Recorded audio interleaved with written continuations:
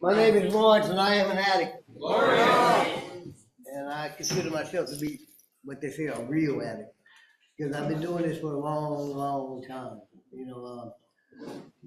I was born in St. Mary's Hospital June 8th, 1965. Uh, I was a problem child before I was even conceived at birth.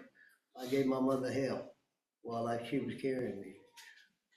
When I was born, first of all, she requested that my father be flown in overseas. He was in the Navy, and so they could make a decision on what type of birthday she was gonna have. So they came to a decision because it was a do or die situation. But they decided to put it in God's hands and had a natural birth, and we both lived.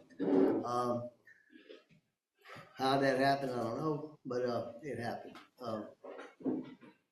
It came about where my father was a chief petty officer in Long Beach Naval Station. I used to go to the bar with him at the CPO club, and then my nickname became Wiki Water, short for whiskey and water, because that was his drink. I began to drink at about 5 years old. I drank all the beer he had in his bar, hams, Coors, and what was it called? Something Bush. And yeah, that one. But and I started drinking hard liquor and smoked weed, and I graduated to the Sherman, and then I was introduced to crack cocaine when I was 16 years old. But it wasn't crack then; it was rock. It was ether basin and free basin back then, but I mean, when I was born, I moved to Compton from the hospital, and I lived there for 57 years. So there was an exception, a part of me that wanted to be accepted by the neighborhood, because who I am. I'm Irish Scotch. My daddy was Irish Scotch. My mama was Filipino and Spanish from Spain, and that's who I am. My name is Lawrence Dela Cruz Murphy. So. But I'm not a goony goo goo. But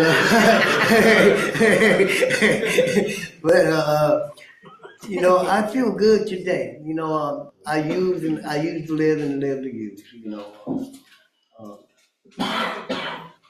This is not my first time in recovery. I was in recovery down here in San Pedro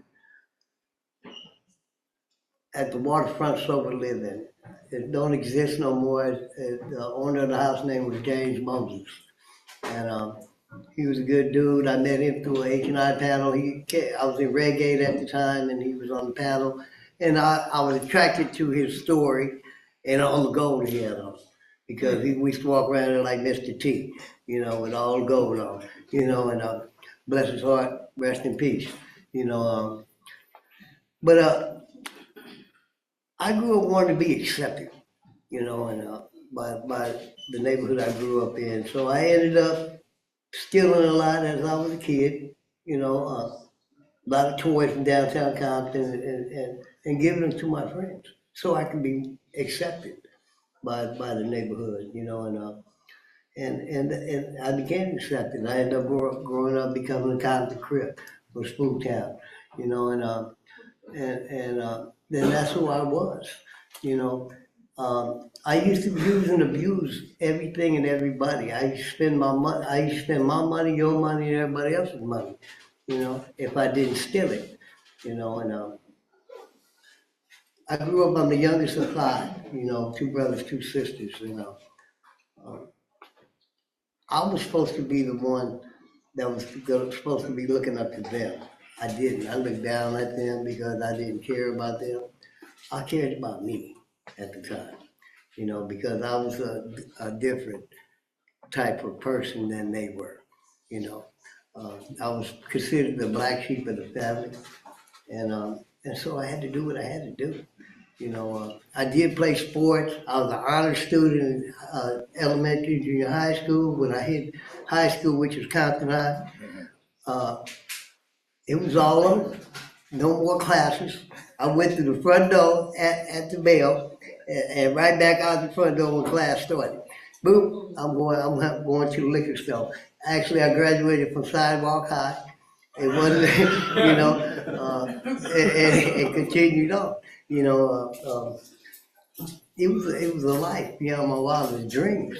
You know, and you know, I got into different activities. I became a thief early in age, and I started stealing more and more as I grew up. Uh, my first county jail commitment was in 1983. I did a kind of year for Grand Theft Auto, and because we were stealing hubs and big hubs and Vogues and the stuff then, and but I had a sponsor then.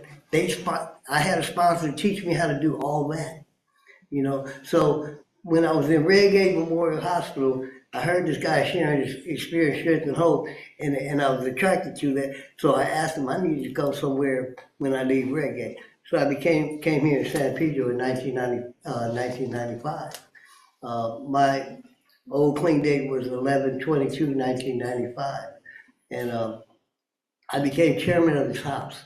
I used to jog around San Pedro all the way from First to Walker to the Korean Bell meeting, where I became treasurer of Narcotics Anonymous meeting at Korean Bell. I also became the treasurer of Life After Drugs Narcotics Anonymous at Peninsula Hospital. I was going to meetings, I was sharing my experience, strength, and hope. I had the willingness and the desire not to ever use again. That came to a halt after 7 years. I was able to put 7 years together because I was doing the work. I relapsed in 2003, and I went on a 20-year run. I just got back 12/26/23 of last year.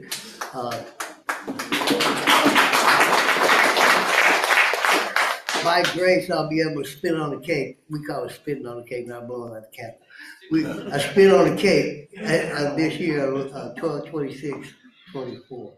You know, and you know, I'm from the old school. I first was my first sponsor, his name was Shorty. He passed away with about 35 years clean and sober.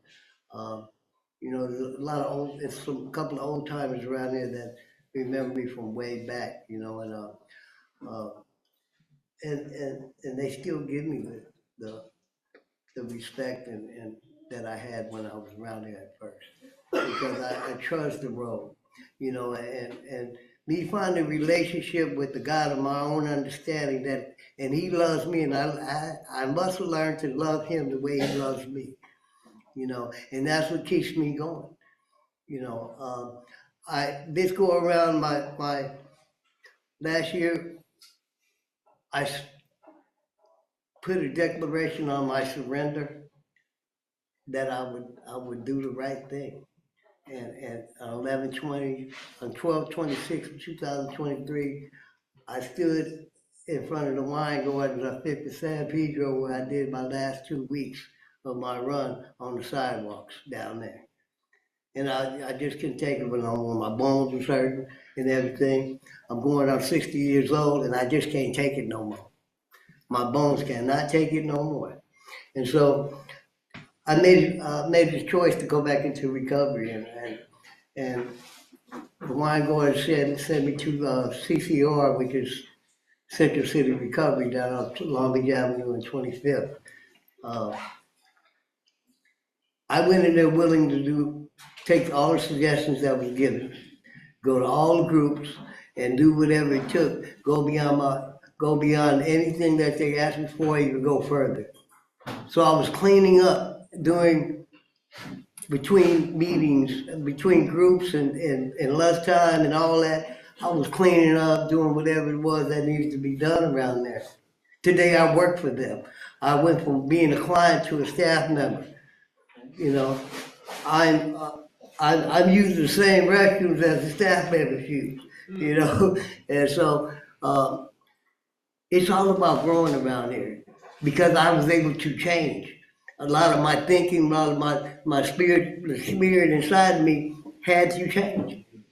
I had to start believing in things that I didn't want to believe in, or I didn't think they were normal, because my normal life was getting loaded. That was the norm. I thought I was going to die that way, you know. I didn't think I was ever going to get back to recovery. you know. But those sayings of recovery was eating me up inside. I was steady hearing those things that were said in meetings. What my sponsor told me what to do and how to go about doing it. Just like today, when I first came back here to Pedro, I got a sponsor. He gave me some of the simplest suggestions I could go live through and go by. And I still go by those suggestions. And that's one of the things I go by today is just one more. Just one more. Just one more day. I want to get clean, clean, and clean. You know, and I work on that every day. I wake up in the morning at 4:30 in the morning. I'm on the bus by 6 o'clock in the morning to get down to LA to my job, 25th and Long Beach Avenue. You know, and I come out, they on the side of the building getting love it. You know, hitting the pipe and doing whatever they need to do. They got tents down the street where they shooting up and everything else.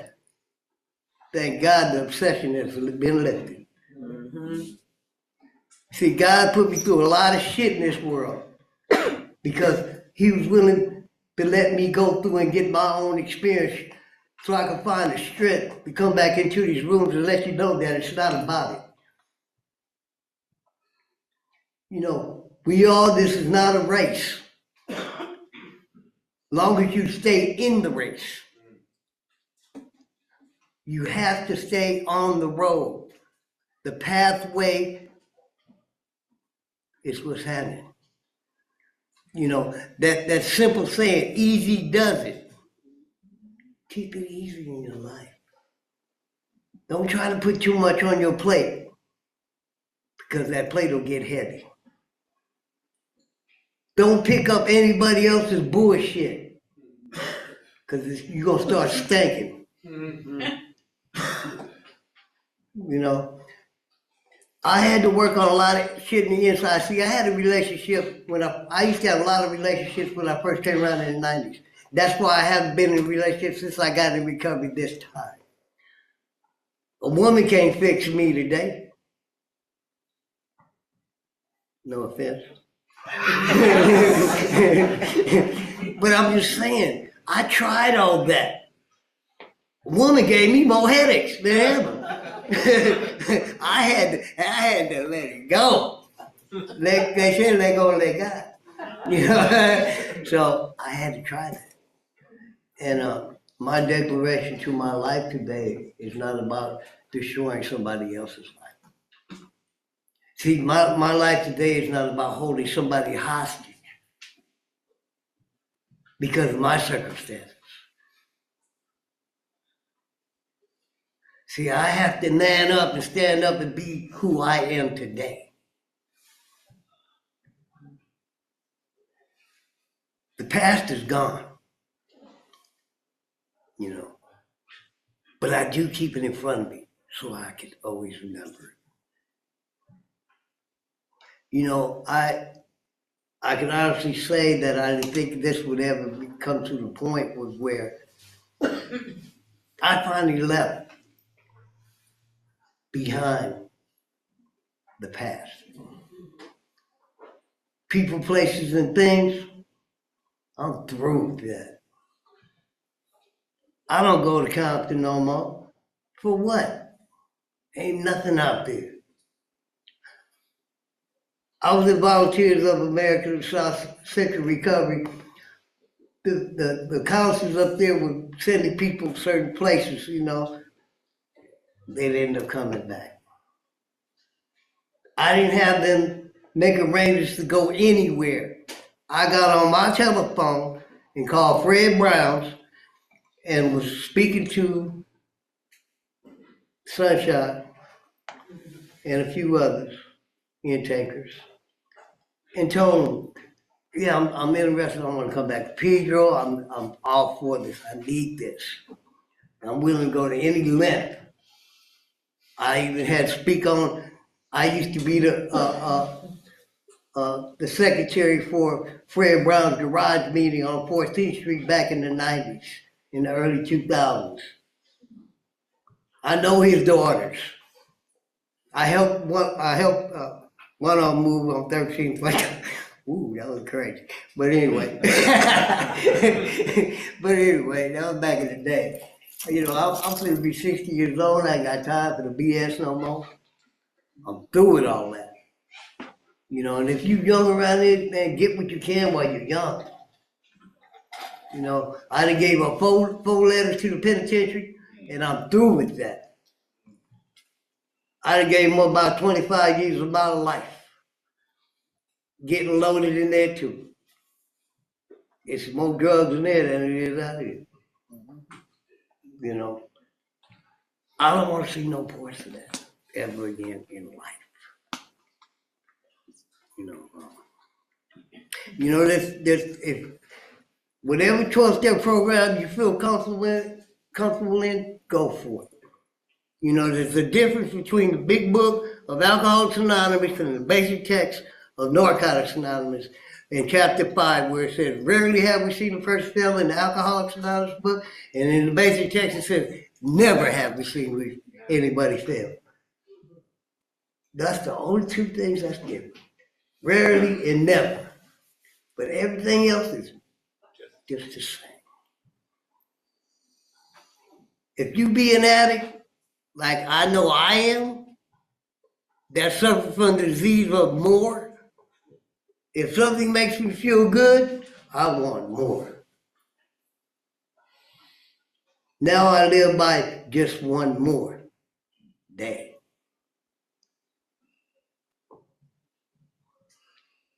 This disease is not joking with us. You know, you can sit here and bullshit all you want, and the disease is sitting in the background talking about, I got one. One more time. Now, if you want to be that victim, see, that's one thing I had to do. I had to stop blaming myself and saying I was the victim. I wasn't no victim. I was the predecessor. Looking for a victim. I wanted you to be miserable like me. Today, I'm not miserable. I am living a happy, joyous, free life today. I know what freedom feels like because I am free today from my active addiction. You know, I moved out of Fred Brown's a little early before I hit my 6 months mark because, see, I knew I had to show up for life.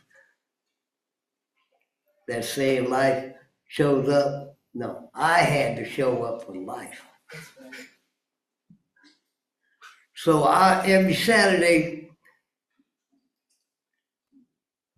I was going to LA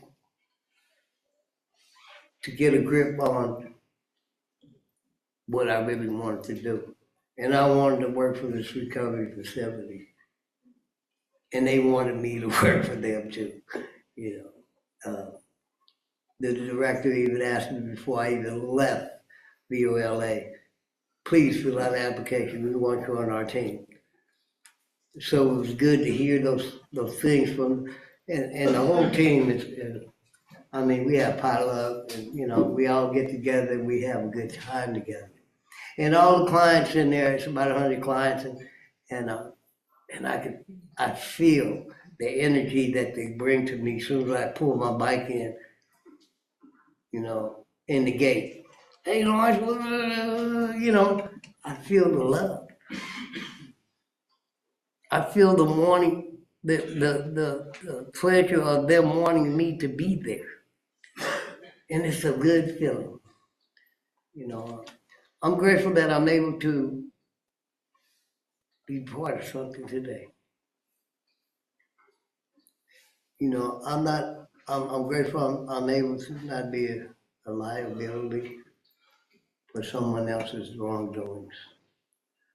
I'm glad I'm not falling into someone else's bullshit. Because see, my eyes are wide open. My vision is not just straight today. I look a little bit everywhere. And I see it before I get to it. I'll make a detour and go the other way. That's why I don't hang with the people I used to hang with. You know, without you, there would be no me. Be honest. You guys are my family. Everywhere I go, I'm under the umbrella of recovery. Whether it's here at San Pedro, whether it's on the bus or the train, because I'm carrying my own umbrella. And that umbrella stands for recovery.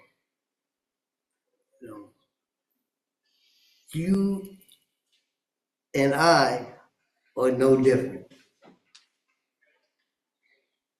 You have to find it within your heart, like I found it within my heart to change. Like I said, that obsession has been lifted. I don't need it in my life ever again. Because it took me to the pits of hell, laying on the sidewalk of downtown LA. And I call it concretion. Concretion whipped my ass. Gave me, I could, my bones was hurting. I can't do it no more. I'm just grateful that I've been able to live two lifestyles in one lifetime. You know, it's been amazing that I got through this. I didn't think I ever was going to be able to stand up and share what I shared just now. I thought I was going to live on the streets for the rest of my life and be something I didn't want to be. There was something I did before I came in recovery. My son's mother had came over and she had left me twice in my life, and I looked at her this time and I've been able, and I prayed on it and I prayed on it and I prayed on it and asked God to take that feeling away from me. And that feeling was actually lifted. I was able to let her know that we could be friends, but I don't want nothing to do with you ever again in life. We have a son, he has a daughter, we share a granddaughter together, but that's all we ever gonna share in the rest of my lifetime. Because see, I don't need to carry on nobody else's burdens, nobody else's problems. I have a hard time carrying my own shit until I let it go. This is not very hard to do. Recovery is easy. You have to know what to do, when to do it, and how to do it. And I'm speaking of the tools that is really being passed along to you, how to go about doing it.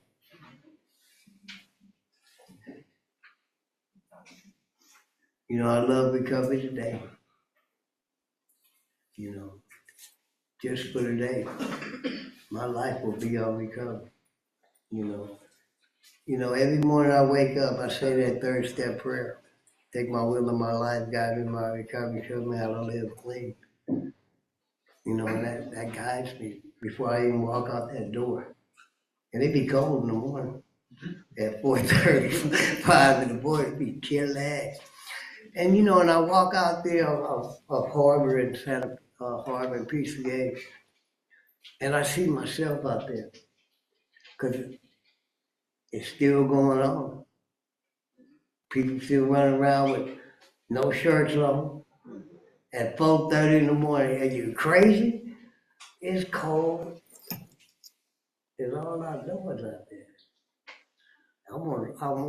See, and I'm learning how to use my words because I usually be using some words that are not really respectful, but I'm learning more, and it's only through the grace of God. God saw it fit for me to be not where I was at, but where I'm at today. you know, and it's gonna get better. You know, I took a step from here to another step to there. I went from having one bike to about 3 bikes. Now I got a bike with a motor on it. You know, my next step is getting a car. You know, I really want a van, but whatever my money can handle. You know, I went from having a roommate to having my own room, though I had to pay a little more money a month, but it's okay. I gotta have what I need in my life. I needed a room for myself, so I don't have to hear the chainsaws, you know. Because they like lumberjacks in there, boy, they go, well, when you knock it off, clock out. Work is over. Because they be cutting down trees, and I be trying to sleep. Wow. Yeah, but you know, if you really want this, you can have it. It's free. All you have to find is some humility in yourself and do this. You know, humility got me in these rooms too. Self pity, all that shit. You know, I had to let go of all that bullshit. I had to get off my pity pot and get cracking on to something that's better in life than being a fuck up. You know, because I can't blame nobody in this world but me for fucking my life off. You know, and acceptance to the point that I know that today.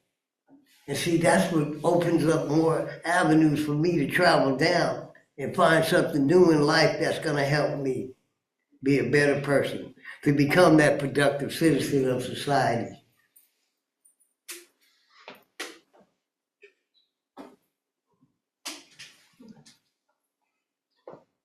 Like I said, hey, I don't know if this is your first go around, but make it your last. Because I'm making this my last go around, you know. And I want to see you guys in the future, you know. I grew up with this gentleman right here, you know, went to high school together, you know. I'm glad he's still here, you know, because he's able to help me just like I help him. You know, I love his brother, and I always will. Yeah, you know. So if you're in this room, be grateful that you're in this room. Stay grateful. Don't let go of it. Let go of that gratefulness. Stay humble with yourself. You know, get honest with yourself, and get into a relationship with God, or a God of your own understanding. Get into a relationship with Him, because that God, that power greater than yourself is going to be the one that really pulled you out of the trenches of what you're going through. You know, but you have to believe in you. Find a love for yourself. You know, and it'll get better. You know, because you'll be able to learn to love somebody else. Thanks for letting me share.